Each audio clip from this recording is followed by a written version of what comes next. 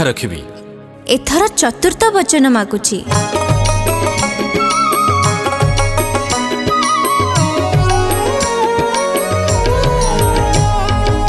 चतुर्थरे वचन दियटी मते रखिब ए कथा नुहे जे मनते। परिवार चिंता एबे तुमे करिब सबु हानि लाभ कथा तुमे बुझिब।